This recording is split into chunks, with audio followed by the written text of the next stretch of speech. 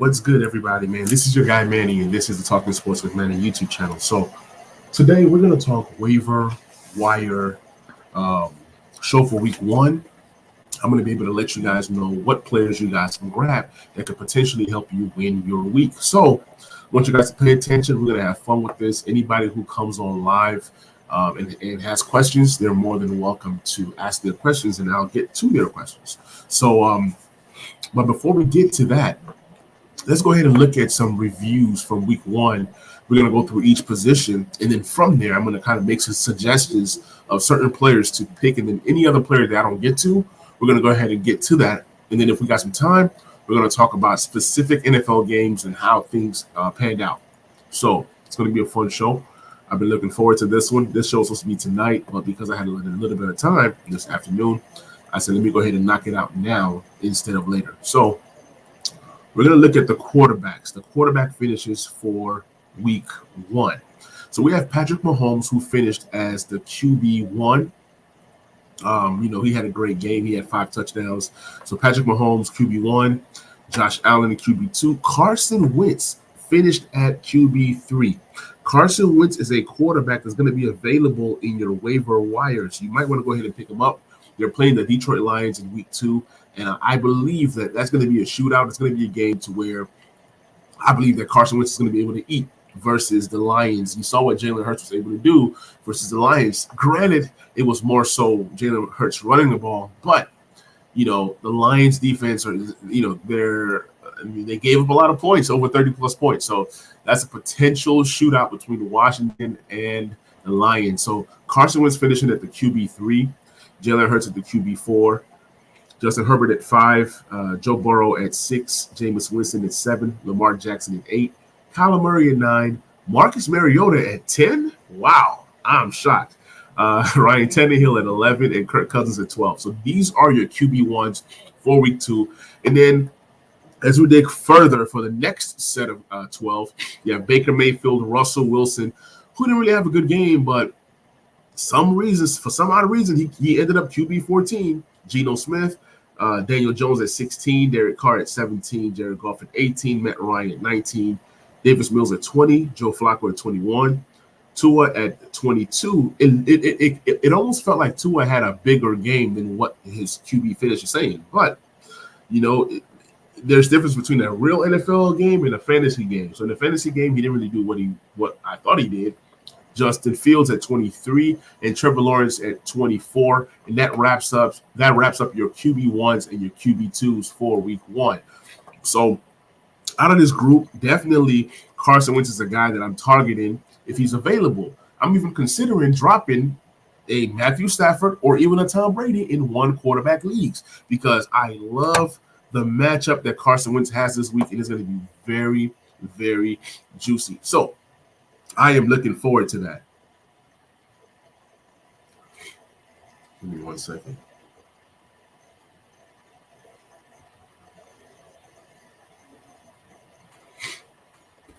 All right, moving on. We're going to be looking at some running backs next. So the running back position, you have Saquon Barkley. He finished as the RB1. He had a great stat line. They're judging these points off of standard. I want it to be PPR because that's what most people play is PPR. Saquon Barkley at 1, Jonathan Taylor at 2, DeAndre Swift at 3. Okay, there's a lot of guys that I know that are playing right now that have a Taylor Swift combo. And if you have a Taylor Swift combo, you're probably going to win your league. You probably are going to win a lot of your weeks. So Kareem Hunt at 4. If you guys remember the last show, I told you guys there's going to be specific weeks that Kareem Hunt ends up as a RB1. And he ends up in that top 12, making him an RB1 this week. Number 4 for Kareem Hunt. Cordero Patterson ended up at number 5. Clyde Edwards-Helaire 6. Dontrell Hilliard 7. Wow. Hilliard is a name that I'm targeting off of the waiver wires. But with Hilliard, just be aware that he didn't play a full complement of snaps. So he was real limited in the snaps that he played. But at the same time,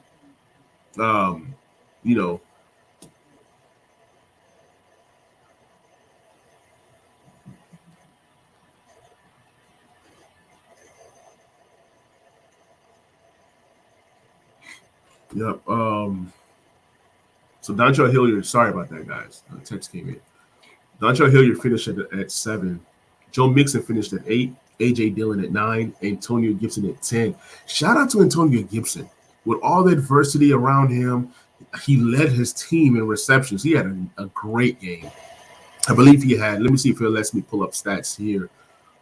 This is my first time really using Fantasy Pros as something that I would, use for a game or whatever. So yeah, Antonio Gibson ran the ball 14 times for 58 yards rushing, but he also caught 7 out of 8 targets for 72 yards, led the Washington Commanders in receiving. So in PPR, that's just, it just is what it is. You gain more catching the ball. So Antonio Gibson was a top 12 back this week, coming in at number 10.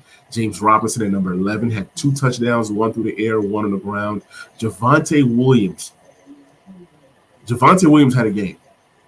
Only one other player had more receptions than Javonte Williams.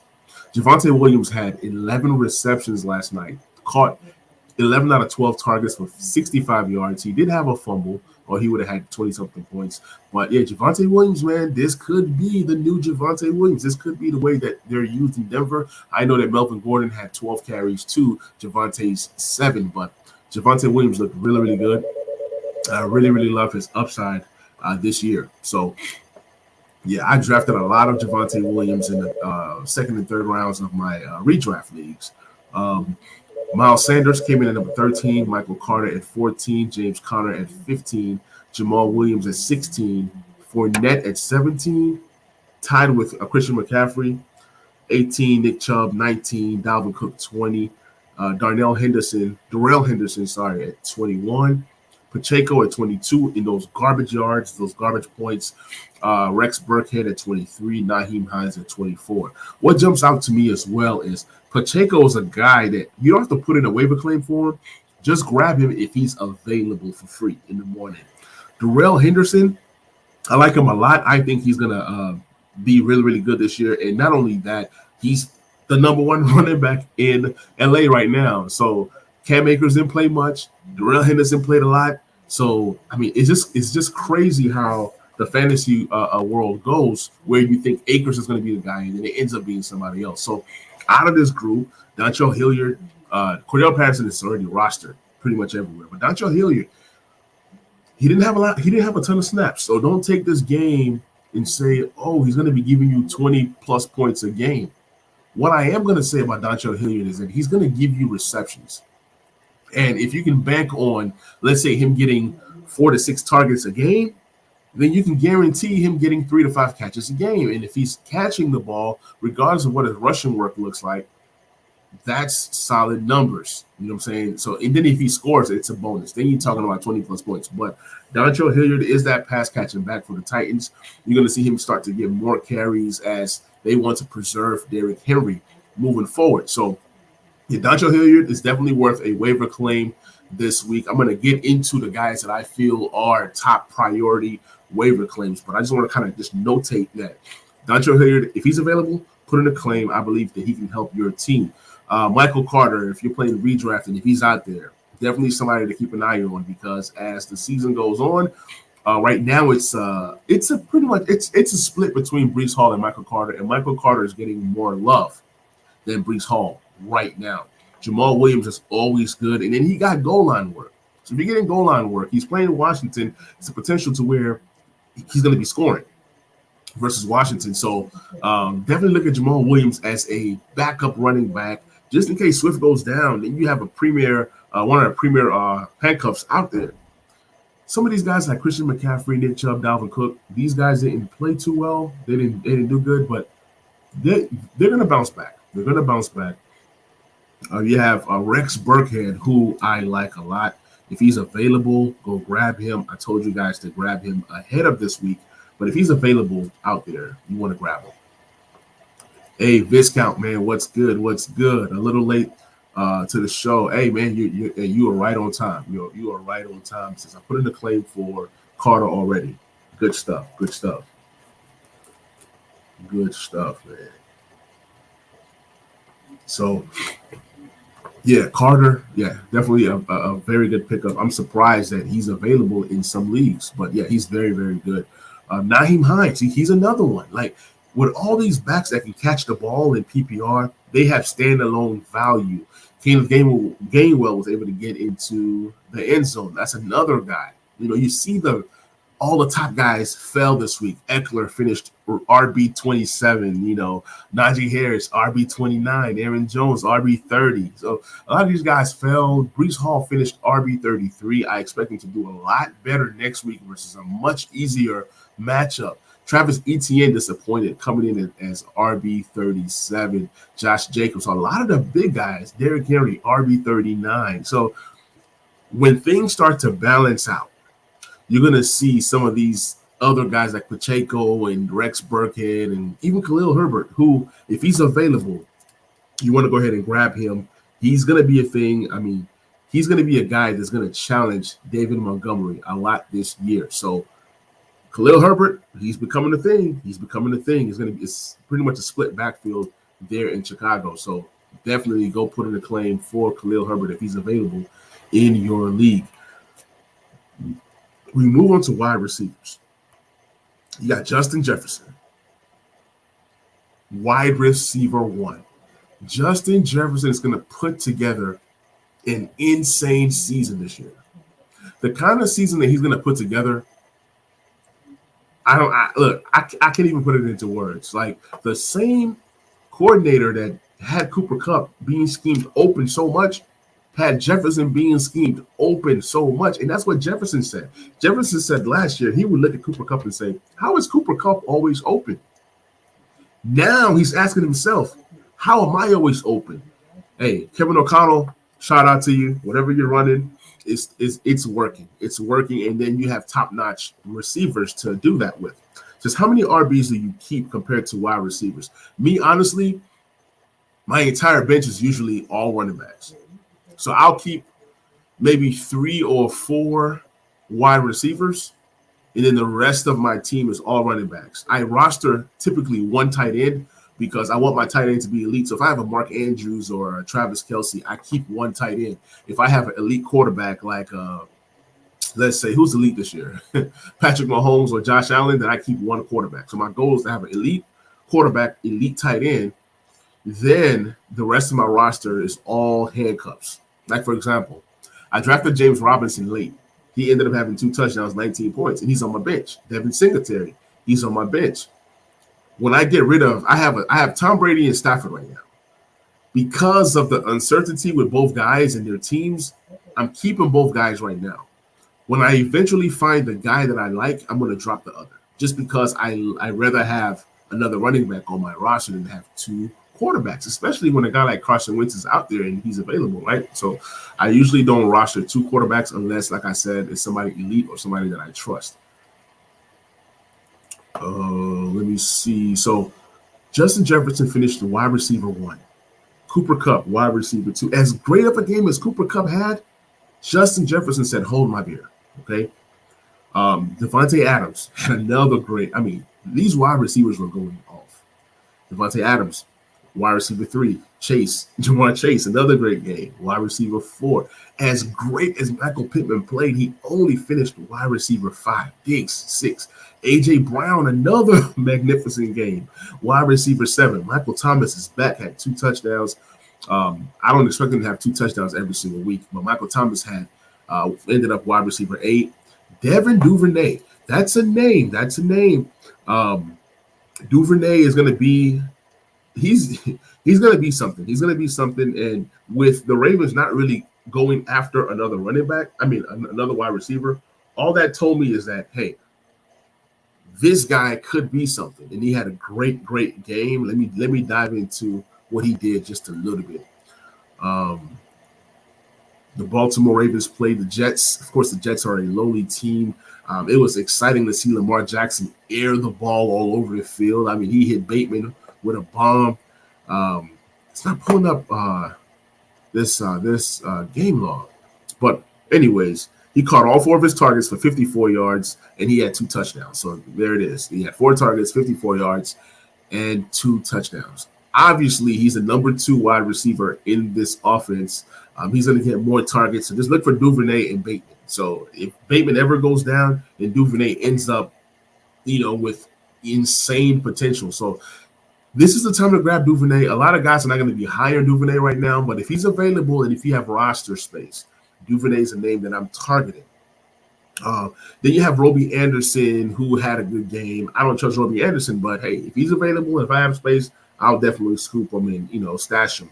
Amon-Ra St. Brown, magnificent. Came in wide receiver 11. Jerry Jeudy, wide receiver 12. What was interesting about Jerry Jeudy and Cortland Sutton, they both had the same amount of targets, which was 7, and they both had 4 receptions apiece. The only difference between Jerry Jeudy and Cortland Sutton is that Jerry Jeudy is able to turn that yard after the catch ability up. He caught a little pass and then ran it for 67 yards. That's the potential of Jerry Jeudy. We know he runs crispy routes. He did have a costly drop. I think he still needs to work on his hands a little bit, but he's going to be a perfect slot wide receiver for Russell Wilson. And this is just something that's going to continue to build. So he had 7 targets here. Cortland Sutton had 7 targets. And Russell Wilson did not get involved with his wide receivers until late. He was going to the tight ends. I was like, Beck and all these weird tight end names. Albert O wasn't even a factor for the most part. Then he started targeting his wide receivers. We also have to remember that KJ Hamler had a goose egg. He had a goose egg, but there's going to be games where he's targeted. We also see that Russell Wilson loves to throw the deep ball. If you go deep, he is going to air it out and he's going to find you. So it seems like Cortland Sutton is their deep ball kind of guy. And then Jerry Jeudy is the intermediate. Though he can go deep, but he's the intermediate kind of guy. So I would compare Jerry Jeudy to a Jalen Waddle type. Okay.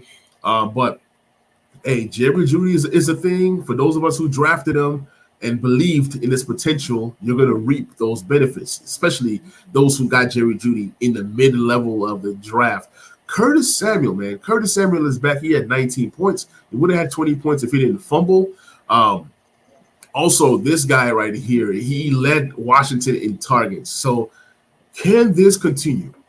All I can say is that Washington wants to make things as easy as possible for Carson Wentz. So I see a scenario where Curtis Samuel either leads the team in targets or ends up number 2 in targets. Just for the simple fact, they want to get the ball into his hands in space, right? So that means once he catches the ball, he has that yak ability to, create yards after the catch. So you're going to see Curtis Samuel getting more volume. So let's say, for example, if Terry gets 10 targets, right? Curtis might get 9 or 10. But it's going to take Curtis Samuel more receptions to produce a higher level of yards and, touchdowns and things of that nature. But yeah, Curtis Samuel, he's becoming a thing. They're even using him in the backfield. They want to use him like they used Deebo Samuel. He had 11 targets, 8 receptions. The yards were low, 55 yards. But if you actually watched the game, you saw that these were a big 55 yards, including that touchdown that he had. I think it was like a 3-yard touchdown or a 2-yard touchdown. He can catch the ball and create something out of nothing. He also had 4 carries for 17 yards, including a long of 11 yards rushing. So Curtis Samuel is becoming a thing, y'all. He's becoming a thing. Viscount writes, Cook and Mixon starting with Henderson, Sanders, Michelle, backups decent. Yeah, that's more than decent because Cook is legit. Mixon is legit. Henderson, if you missed the early part of the show, Henderson is now the number 1 running back for the foreseeable future. So that's another number 1 running back that's on your roster. And then Sanders, if he stays on this pace to where they're actually getting him the ball, to where they're actually putting Sanders in positions to score, then then that's great. If you guys are hopping in, please like, please subscribe, and please share. Michelle is a great security blanket. If Eckler ever goes down, then you have a potential top 24 back on your roster. So yeah, I love Michelle. I've rostered him, but you can also improve on Michelle, being that it's 12-man or 10-man. There's possibly other running backs that are better than Michelle out there. So yeah, I would say that. I would say that you can definitely find somebody better than Michelle. Let's go back to the rest of our list. So Curtis Samuel finished Wide receiver 13, Gabriel Davis 14, Jarvis Landry, man, wide receiver 15. If Landry is available on waivers, you scoop him. You scoop him. Jarvis Landry just creates space. He gets open. He's just one of those guys. He's just one of those guys, constant professional. He's going to get a lot of targets. He's that intermediate guy. So he's a safety blanket for Jameis Winston. So I love Jarvis Landry this year. Mike Evans, wide receiver 16. Jahan Dotson. Not only did he have one touchdown, he had 2 touchdowns. He had, I believe it was 3 receptions for 40 yards. You know, he's smaller, slightly undersized, 5'10", $180, but he plays bigger than 5'10". So he had 5 targets, caught 3 receptions, 40 yards, and 2 touchdowns. He also ran the ball and lost 10 yards. So he would have had more points, but it's all good. Yeah, I'm a big fan of Jahan Dotson. He's going to be available on waivers. Jahan Dotson is definitely a guy to go out there and target. Excuse me. Man, needed some water. What was going on there? What was going on? Yeah, Jahan Dotson, love his potential this year. He has a potential to be a top 24 wide receiver because I feel like the volume is going to be there for Jahan to be relevant. Now, I'm not saying he's going to average 18 points a game. I can see him averaging anywhere between 11 to 15 points a game based off of game script, volume. If it's a high-scoring game, guess what? He's going to get a large amount of targets. You have Curtis Samuel, you have Terry McLaurin, but I think that Jahan Dotson is going to be that difference maker, that playmaker, that big touchdown guy. So he can potentially lead the team in touchdowns. We see that this guy knows how to work. When he gets into the end zone, he creates these spaces, and Carson Wentz is putting the ball to where only he can catch it. So I am definitely loving that potential out of Jahan Dotson. Give me 1 second. Let me reply to this text message real quick.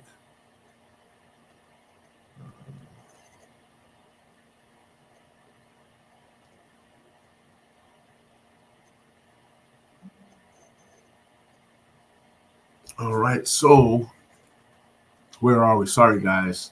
All right, so Jahan Dotson came in at 17. Tyreek Hill came in at 18. Christian Kirk, 19. Jalen Waddle, 20.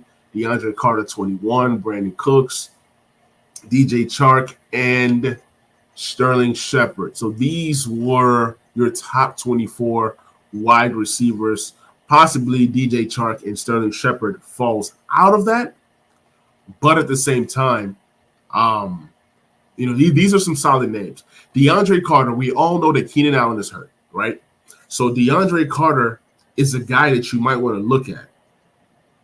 But with DeAndre Carter, just know, although he scored, although he had a pretty decent game, I see Josh Palmer, was it Jordan Palmer? Jordan Palmer having a better game come Thursday. So Keenan Allen's going to be out come Thursday night, and Jordan Palmer is going to be the guy that potentially gets the bulk of the targets. And I think he has a better game.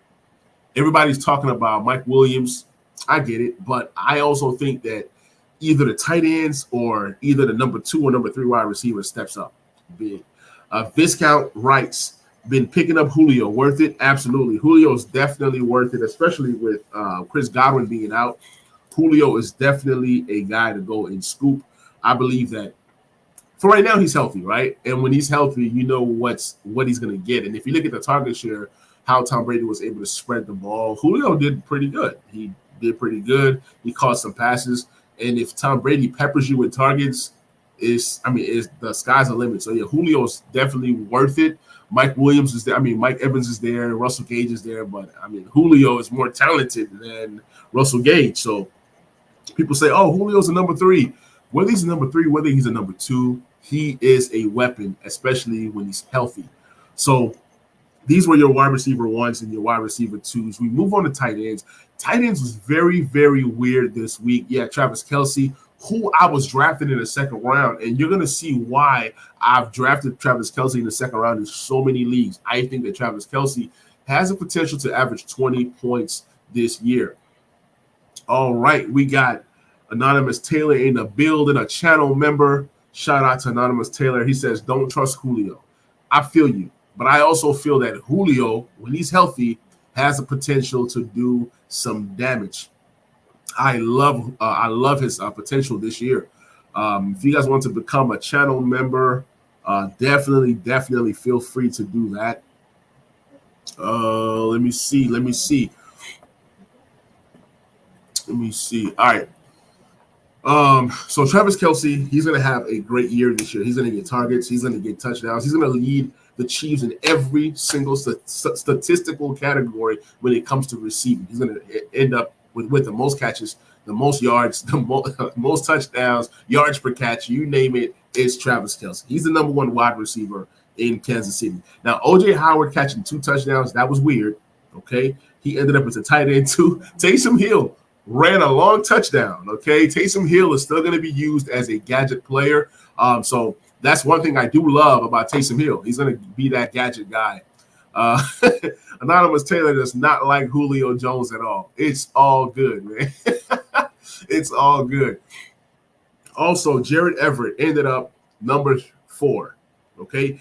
Gerald Everett has the potential to have a big game come Thursday, especially with Keenan Allen being out. So if Gerald Everett is out there in free agency, definitely pick up Everett. I am excited about Everett this year, and I think he's going to be a big time play. Will Dissly, I almost picked him up right before the game. I kid you not, just because he was available to pick up.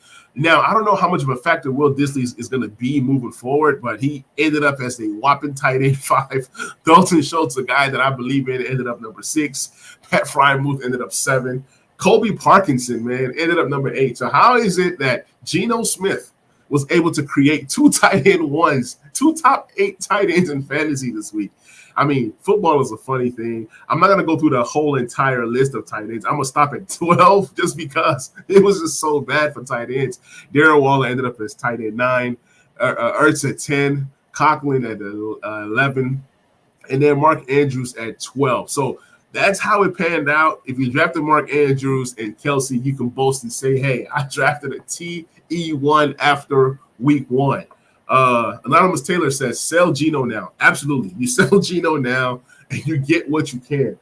But in 2 quarterback leagues, if Geno is your 3rd quarterback, you keep him if it's redraft. And there's no other quarterbacks out there in free agency. If it's dynasty, even if you have 3 quarterbacks and Geno is your 3rd, you sell Geno for whatever you can. I'm trying to sell him right now in dynasty to just pick up either a 3rd-round pick or 2nd-round pick, whatever I can, because I know that this is not going to last. And Geno had that quote. He said, I forgot what the quote was, but it was just so gangster. It was just so real. I'm happy for Geno Smith. It took him 9 years or 12 years? I don't know how many years it's been to get to this point. And he's here. He's enjoying it. Some of the duds this week in terms of tight ends was Alberto. Had a lot of hype coming in. You was hearing, you got Russell Wilson and this and that. Hayden Hurst, another one. You got Hayden Hurst and this and that. Hayden Hurst and Albert O were 2 guys that people hyped up, including myself, that underperformed in week 1. But Hayden Hurst is definitely a pick up this week. With T. Higgins having that concussion, he's most likely going to miss the game. Whether it was a concussion, I forgot what the injury was, but T. Higgins is most likely going to miss the game. And Hayden Hurst could potentially be the number 2 target. Obviously, they have Tyler Boyd. I know they have Mike Thomas. That's another target for wide receivers, Mike Thomas. If he's available and you're looking for a wide receiver, especially in a deep league where it's hard to find wide receivers, that's definitely a target that you want to go ahead and target. Another Taylor said Hurst did okay. Hurst did okay, but he could have done better. I mean, I expected more from Hurst, but he's definitely going to have a better game this week. This is the week that Hurst goes off and could potentially be a top 12 tight end moving forward.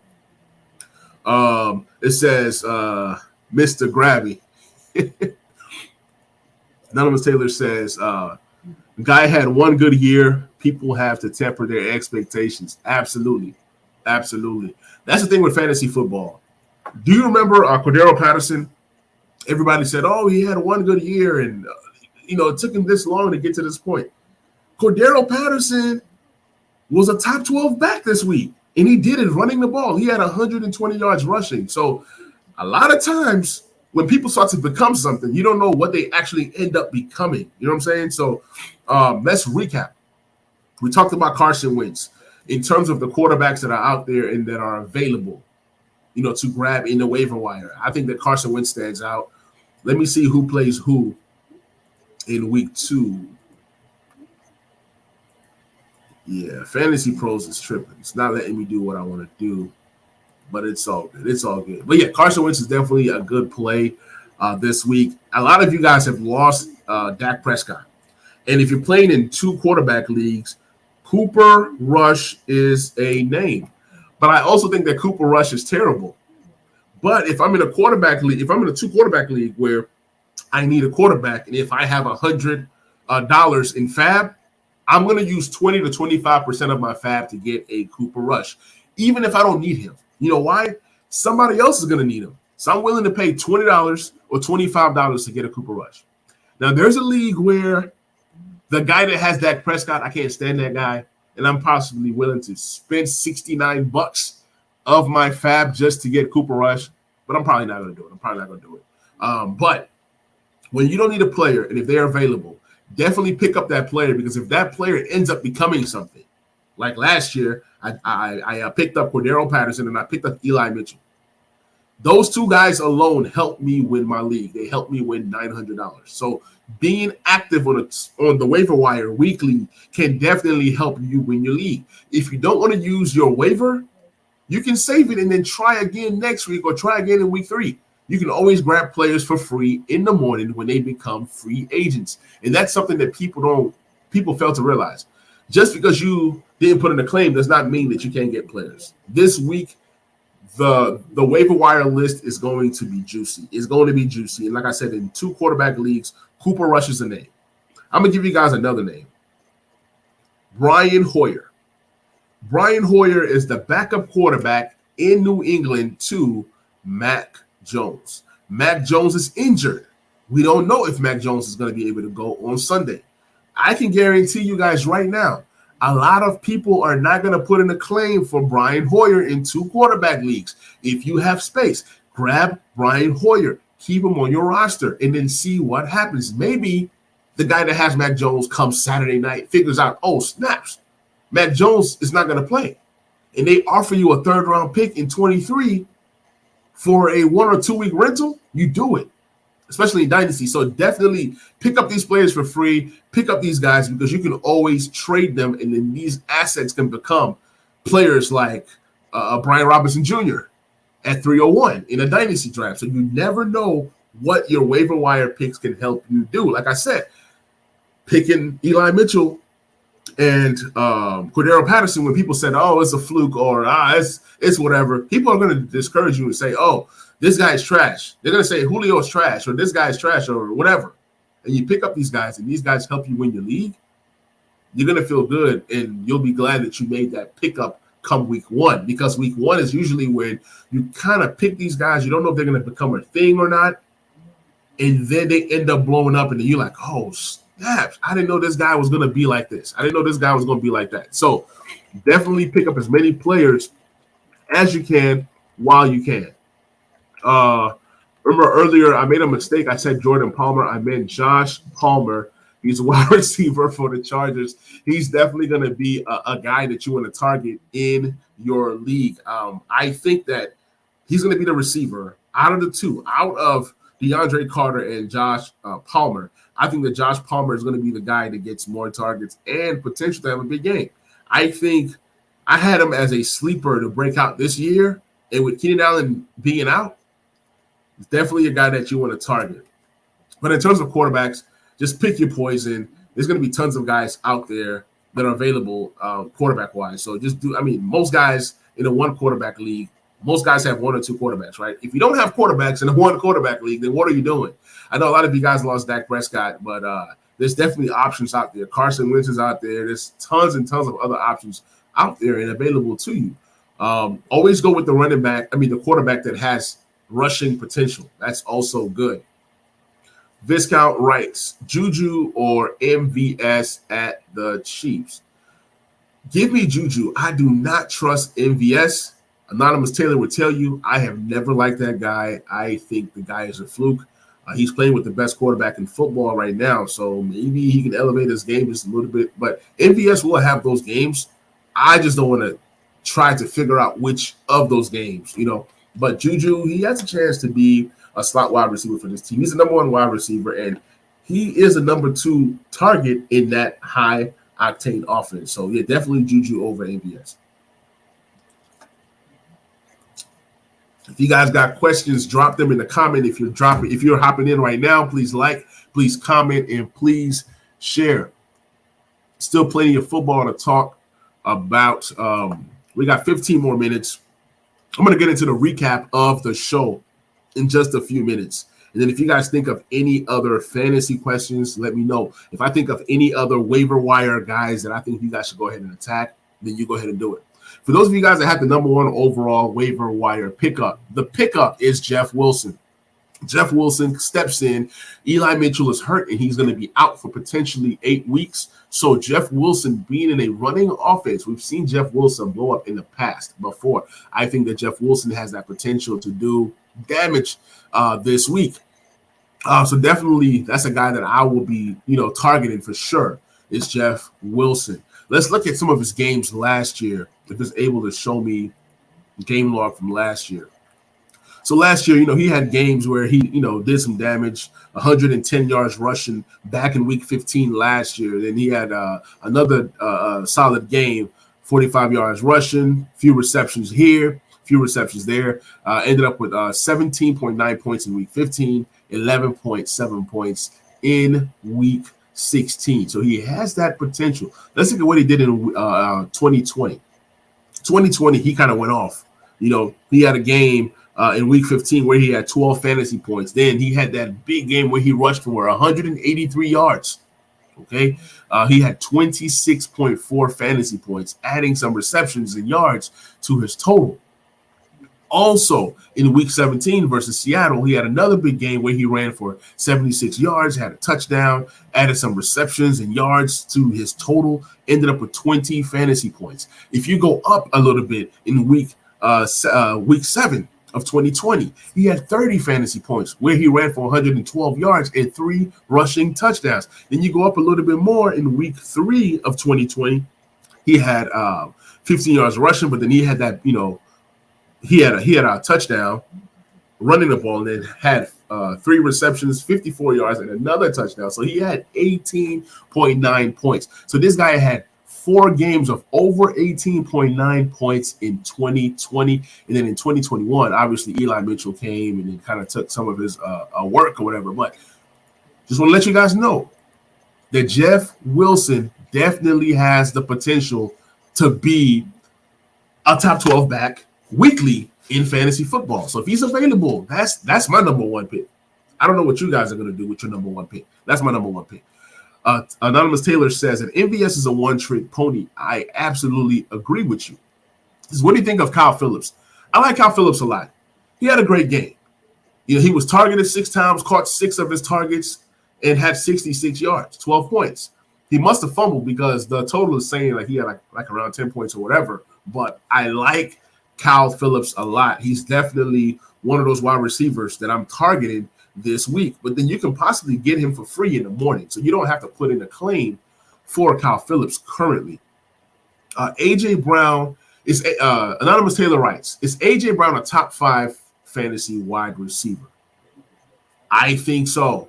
I think when you look at the wide receivers, he looks apart. Okay, he's going to get you the yards. He's going to get you the touchdowns. He's going to get you the receptions. And if the target share continues how it's looking right now, that means less of Devontae Smith and more of A.J. Brown. I mean, he looked magnificent in his first game. I love what A.J. Brown brings to the table. I definitely think that he has a chance, definitely, to be a top-tier wide receiver this year. Top 5, I'm not sure, but I think he can be top 5. I think he can. If I had to put my money on it, I definitely think that he can be top 5. Is Curtis Samuel back? Curtis Samuel is back, my brother. And I'm sad that I was able to get Curtis Samuel in a few leagues. I got him as a toss-in plenty trades, but yeah, Curtis Samuel is definitely back. He's going to be used. You missed the early beginning of the show. I talked about Curtis Samuel. He's going to be used as a weapon. He's going to be used similar to what you see out of Deebo Samuel. You're going to see him get collective touches. He's going to get tons of touches moving forward. So you can see him getting anywhere between 10 to 15 touches because he does run the ball, and he did get 4 carries. He was targeted, I believe 11 or 12 times. So, yes, Curtis Samuel is back. He was effective. He had 55 yards receiving, but those 55 yards were big. He was like catching the ball, shaking people, making people miss. I definitely loved what I saw out of Curtis Samuel. I was almost like, man, Curtis Samuel, you got this kind of game in you. I'm going to try to pull up a few highlights of Curtis Samuel if I can. Sometimes YouTube does not allow me to share highlights, even if it's off of Twitter, but I'm going to see what I can find. Let me see. Oh, yeah. This is a good one right here. I'm going to share this one. I want to share this one with you guys. I want you guys to see how well Curtis Samuel played. What was so impressive was that he was making people miss. It's one thing to be effective. It's one thing to, make up, catch the ball or do this or do that. But to be effective like he was amazing. Look at this. Look at this. Spin. There it goes. First down. There goes a touchdown play right here. Boom.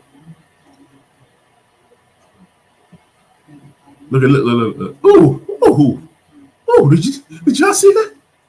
Did y'all see that?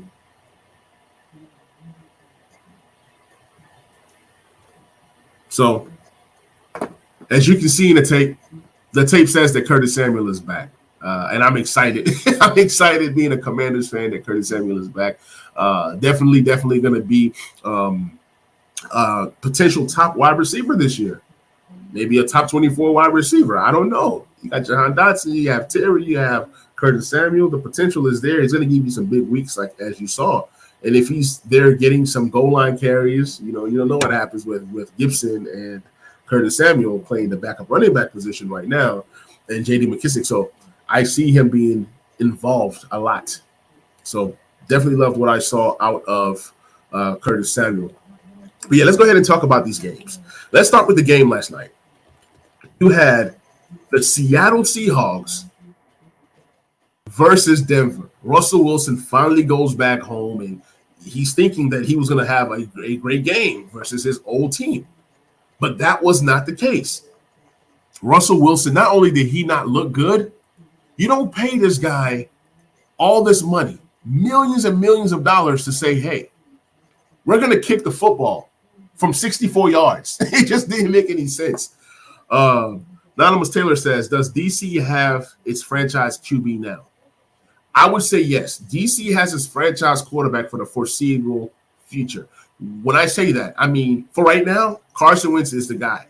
He's going to be similar to what Ryan Tannehill was for your Tennessee Titans. When Tannehill got here, he did some pretty good things, and that kind of lasted, 3 years or so, and then now he's kind of fizzling out. So Carson Wentz is the guy, and to answer your question, he is going to get a renewed contract after this season. I know it's just after week 1, but that's what we do. We overreact after week 1, but I do think that Carson Wentz is the franchise quarterback for the Commanders, and you're going to see more and more of this. As long as he continues to dominate against these sorry teams like he's supposed to, then it's kind of encouraging. Now, when Carson Wentz starts to play these upper echelon defenses, that's a whole different ballgame. I don't know what the result or what the end game is going to be when he plays these top tier defenses. But for right now, yeah, he is the franchise quarterback, and I definitely love Sam Howell being his backup and Taylor Heineke being one of the better backup quarterbacks in the league.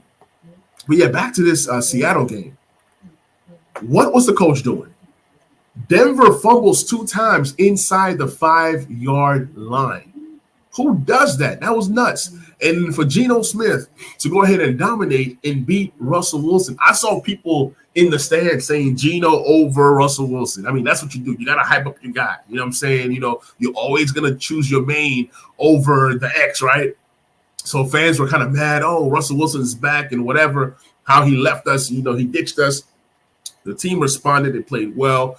Geno did everything he could to help them win the game. Russell Wilson did everything he could to help them win the game, but they fumbled 2 times. The coaching was terrible. Bad call after bad call. Maybe if they kicked one of those field goals instead of going for it from the goal line, they possibly win the game. So to kick a 64-yard field goal, knowing that the chances are so slim, I mean, I get it, but I don't get it. You put the money in your big quarterback, in your big money quarterback, and say, hey, go get us this first down so we can kick a field goal and win the game. But anyways, yeah, that's that. I enjoyed that game. I also enjoyed the Sunday night game, watching the Buccaneers destroy the Dallas Cowboys, the Dallas Cowgirls. Every team in the NFL scored a touchdown this week except the Dallas Cowgirls. And you know I enjoyed every bit of that. Viscount writes, Denver's defense looked rusty, but play calling was terrible. I agree. Play calling was terrible. Hawk, what's good? My friend, what's good, man? Welcome to the stream. Yeah, so Dallas also lost Dak Prescott. We talked about it earlier on in the show. You know, I never celebrated injuries, but they were bad even before Dak got hurt. You know, the Cowboys are just terrible. And you can tell the teams that haven't really spent a lot of time together because nobody really played preseason. But shout out to Leonard Fournette for the Bucs. He had 21 carries for 127 yards. Rushing, Tom Brady was okay, 212 yards passing, 1 touchdown. We go over to the Raiders versus the Chargers. That was a pretty good game. It went back and forth. Devontae Adams went crazy. 10 receptions for 141 yards and a touchdown. Josh Jacobs was very, very underwhelming. 10 carries for 57 yards. Derek Carr was solid. But the Chargers, man, they pulled it off. Even with Keenan Allen leaving with an injury, they still were able to pull it off. Hawk writes, how are they picked to be contenders this year? Are you talking about the Denver Broncos? If it's the Denver Broncos, I mean, every team that's in that division is tough. So I see maybe potentially 3 teams out of that division making the playoffs. It's going to be 1 team that doesn't make it. And whichever team that doesn't make it is going to be sad because that team invested a lot of money. I think the team that invested the least amount of money was the Chiefs, but they already paid Patrick Mahomes. So Patrick Mahomes better lead them to the playoffs, right? Russell Wilson, you getting paid like crazy. Come on. Devontae Adams, you got your bread. Derek Carr, Waller. Chargers, I mean, you know, y'all brought in some defense. Y'all brought in Khalil Mack, and Khalil Mack makes the Chargers so special. I think that Khalil Mack possibly had 2 or 3 sacks. He had some game-changing plays. I don't want to go into that game, but Khalil Mack was a problem. So you have all these prolific teams in that AFC West that have both offense and defense. You had the Chiefs destroy the Cardinals 44-21. There's a few things I want to say.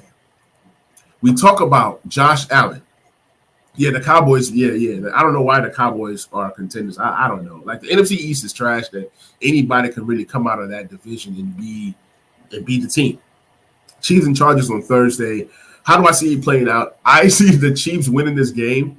Although the Chargers have weapons, they lost one in Keenan Allen, right? They have a better running back, but Mahomes is Mahomes. Like people are talking, people are chattering right now, and that's what I want to talk about a little bit. Mahomes is so good. He's so great, right? But then you hear people saying that Josh Allen has surpassed Patrick Mahomes. Mahomes have thrown for 5,000 yards. Mahomes has thrown for 50 touchdowns. Mahomes have won MVP, both in the season and in the Super Bowl. He has a Super Bowl ring. So how has Josh Allen surpassed Mahomes? Even this year, Josh Allen has better weapons than Patrick Mahomes. We can debate that. We can debate that, honestly. Hawk says he see people picking the Cowboys as the favorites. That's pretty funny to me. Manny, it says Chiefs are in trouble on Thursday. You think so? I think the Chiefs win this game. The Chargers are in trouble. Without Keenan Allen, how does Justin Herbert fare? Like, what does Justin Herbert look like without Keenan Allen? We know what Patrick Mahomes looks like without Tyreek Hill. What does Justin Herbert look like without his best wide receiver? That's all I'm saying. Mahomes Sunday had 390 yards, 360 yards passing, 5 touchdowns. Mahomes makes bums look great. That's who Mahomes is. Mahomes is still the best quarterback in the league. That's all that I'm saying. Josh Allen is good. Josh Allen is great, but he's not on Patrick Mahomes' level just yet. Just yet. Josh Allen, you got to catch up, man. You got to catch up. Travis Kelce, beast. 8 receptions, 121 yards, touchdown. Who's guarding Travis Kelce? It's going to be a heck of a game come Thursday night. I'm excited for it. Hawk says Chargers defense will overcome. We shall see. Talk is cheap. We shall see. It says, Manny, I have banked Hopkins. Good idea or not? Man. You talking about Hopkins, the kicker? Because I don't trust that kicker right now. I mean, the kicker for the Chargers, Dustin Hopkins, let me down on Sunday. I thought he was going to be able to kick more field goals, and he was not able to do that. Time Out Sports, appreciate you hopping in the stream. Please like, please subscribe, please share. He says 2-0 coming soon for the Commanders. Yes, prayers. I believe they have the potential to beat the Lions. The Lions are tough. I've talked about it in the Back Row Commander show. You guys go back and check that out. I dropped that yesterday. And today I'm saying the Lions are tough. I mean, I'm not going to take them lightly. They got weapons. They got weapons on offense. But I think that game is a potential shootout and the Commanders come out on top. That's my hope at least. The Packers and the Vikings. Here's what happened here. This is the beauty of the whole thing. The Packers did not value wide receivers, right? They come into this thing. They go and draft Christian Watson in the second round. They go ahead and grab Dobbs later and another rookie guy, right? They bring in Sammy Watkins and Randall Cobb is back and Lazard is supposed to be the wide receiver 1. Aaron Rodgers struggled, and I loved it. I loved seeing what Aaron Rodgers looks like without any wide receiver. All this tells you is that teams who don't have wide receivers are going to struggle. You see what Carson Wentz looks like with wide receivers. He looks great. Carson Wentz was the second best quarterback in the league this week because he had receivers. So if Aaron Rodgers, as great as he is, if he doesn't have wide receivers and he's struggling like this, Tom Brady, he had wide receivers and he was able to, he struggled quite a bit. So it just goes to tell you that if these top guys don't have wide receivers, it's just crazy. DeAndre Hopkins, okay, yeah, missing 6 games. If you have DeAndre Hopkins, just keep him on your bench. When he comes back, he might do something for you. He might. He's going to be fresh, so he might do something for you. It says, yo, if Eminem shows up rapping, the Lions might win. Hey, that's funny. Goff show. Yeah, Jared Goff is going to do his thing. I like Jared Goff a lot. He's going to do his thing. But hopefully that pass rush that was rated rather high this week in terms of pressures, they get after Jared Goff, and hopefully they can create a turnover or 2 for my Commanders. But yeah, back to the Packers, man. They struggled. They didn't have wide receivers. The Vikings played the most complete game that I've seen out of the Vikings. Everybody wants to talk about Kirk Cousins. Kirk Cousins did the same Kirk Cousins type things. He had 277 yards passing, 2 touchdowns. Kirk Cousins was fine. Dalvin Cook, 20 carries for 90 yards. He was fine. Justin Jefferson was on a whole nother level. 9 receptions for 184 yards, 2 touchdowns. So out of the 277 yards that Kirk Cousins was able to pass, Jefferson caught 184 of those. So all I'm saying is Kirk Cousins reminds me of Matthew Stafford when Matthew Stafford played for the Lions. But I think that Kirk Cousins was better than Matthew Stafford when he played for the Lions. We can debate that. Kirk Cousins throwing all these passes to Justin Jefferson reminds me of Stafford throwing all these passes to Megatron, right? Because Kirk Cousins has not been in a system where he has good defense. This year, the defense looks great. It's either the defense looks great or Aaron Rodgers just looks so bad. Maybe Green Bay just looks so bad. But either way that it goes, I love what I saw out of Justin Jefferson. Kevin O'Connell was able to scheme this guy open so many times, kind of like he did for Cooper Kupp last year. If Osborne and Thielen can step up, this Vikings offense is scary. Dalvin Cook looks rejuvenated. He's ready for a big season. So shout out to the Vikings. If this defense holds up, they can be a problem. They can be a problem. But then again, it's overreaction week 1, right? I'm overreacting a little bit, right? But Live Wire Sports, appreciate you hopping on the stream, man. What's good? I'm doing great. I'm doing great, brother. Anonymous Taylor says, y'all barely beat the Jags. Don't start acting like the cowgirl fans. Look, I watched the game. You're just mad because your Titans lost to the Giants, who are the worst team in the NFC East. So when you lose to the Giants, you kind of talk a little crazy. There's no doubt in my mind that my team can beat the Lions, but you're mad. I get it. You lost to the Giants, and that's what it feels like to lose to the Giants. So I get it. I feel you, brother. I feel you. Johnny, what's good, man? Johnny Boucher says, do you watch football? Says, talk about football. If you read this. Greg, man, what's good? Appreciate you hopping on the stream. Please like, please share, please subscribe. It says, how do you rank these tight ends season long?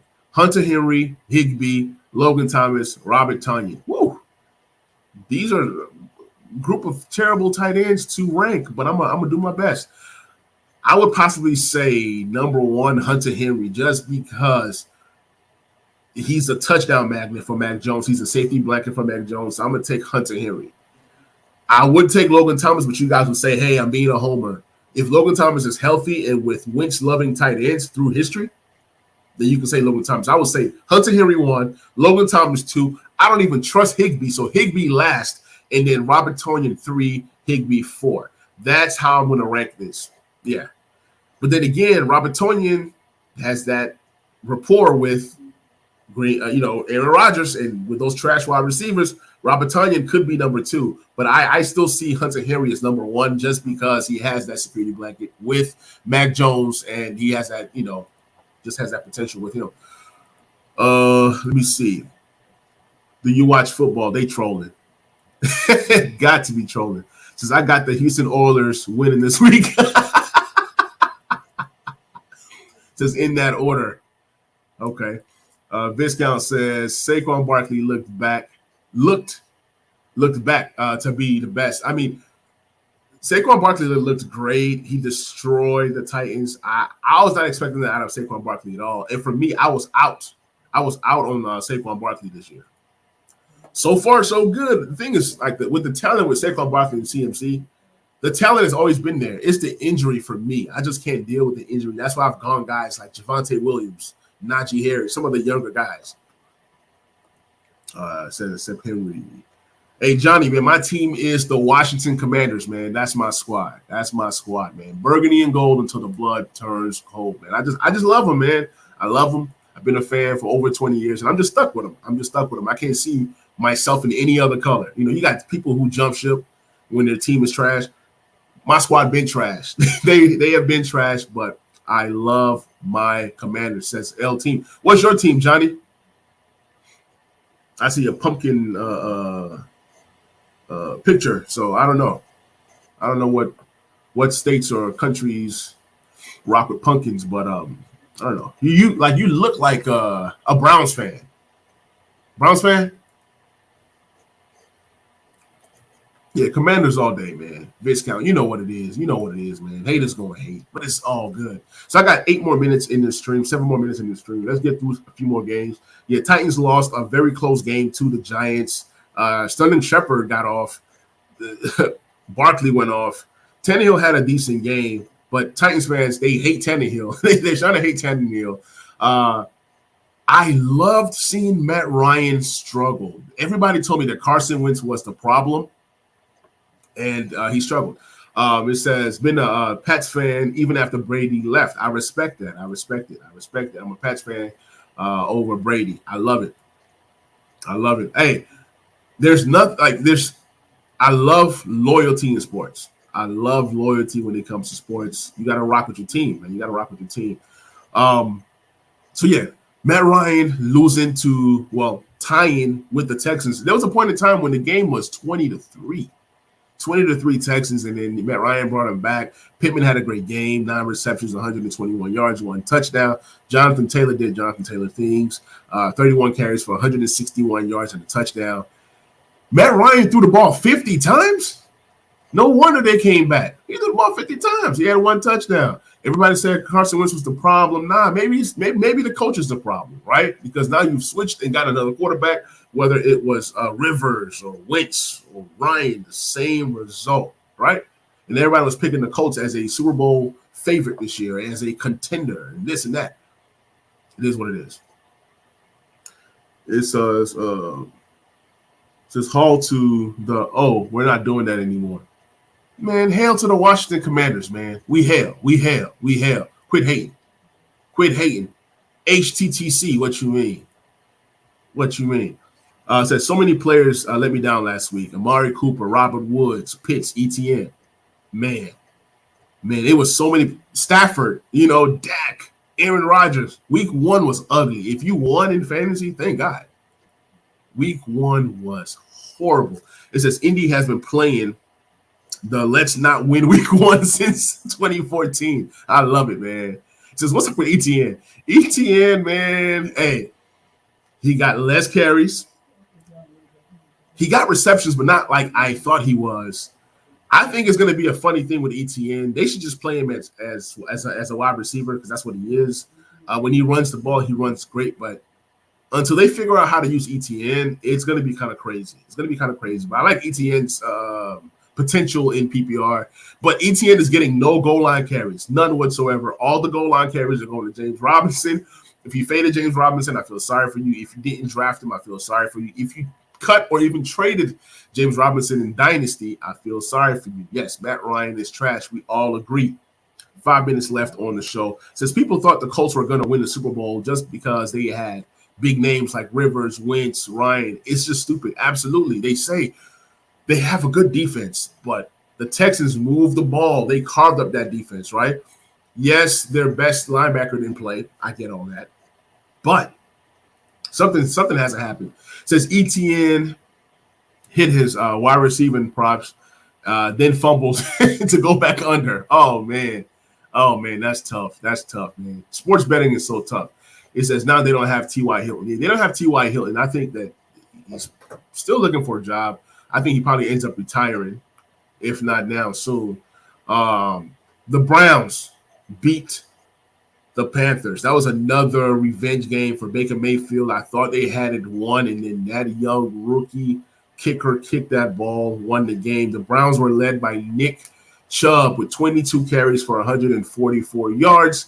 Baker Mayfield starts the season 0-1, and he had that face. He had that look of disgust in his face as they lost. We talked about the Ravens briefly. Lamar did great. He was able to find different people. Also, Corey Davis is a guy that you want to go pick up in the waivers.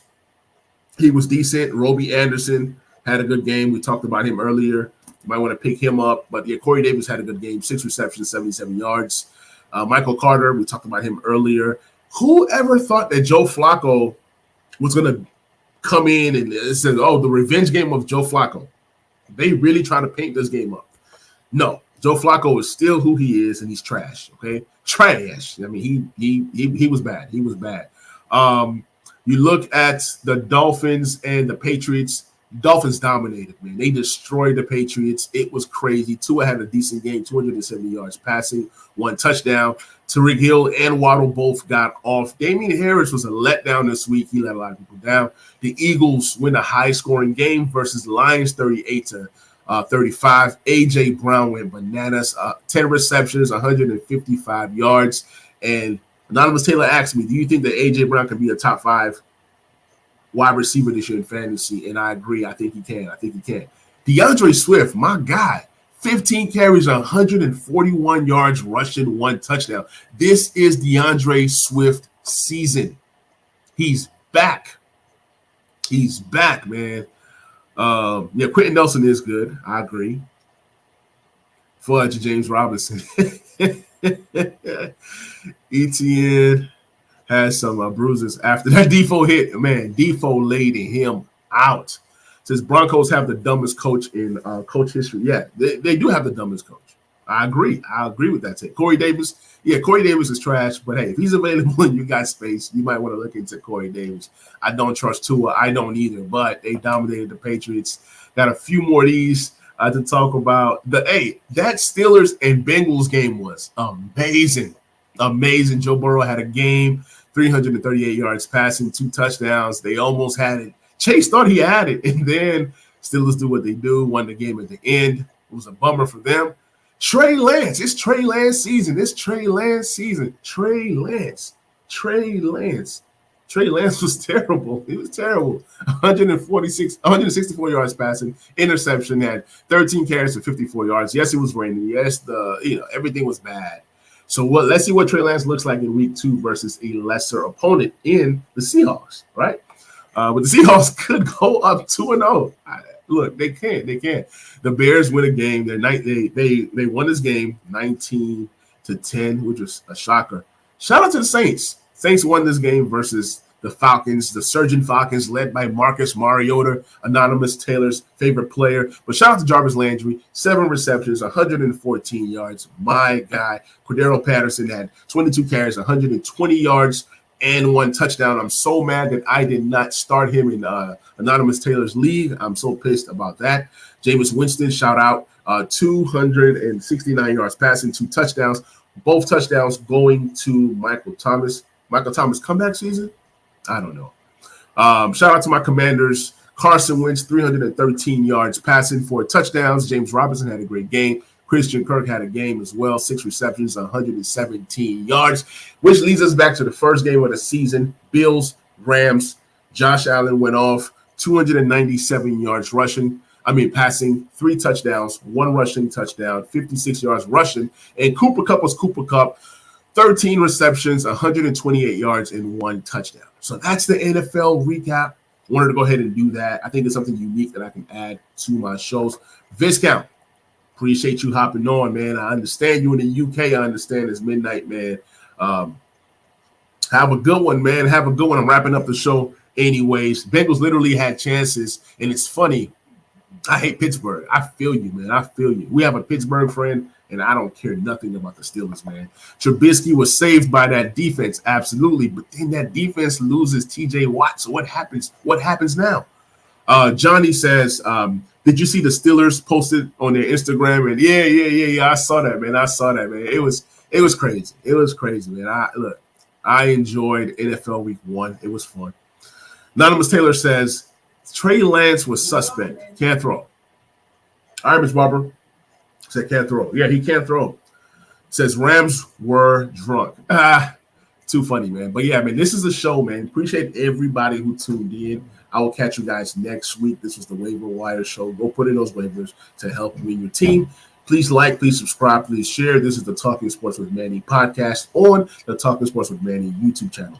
Catch you guys on another episode. We out. Peace.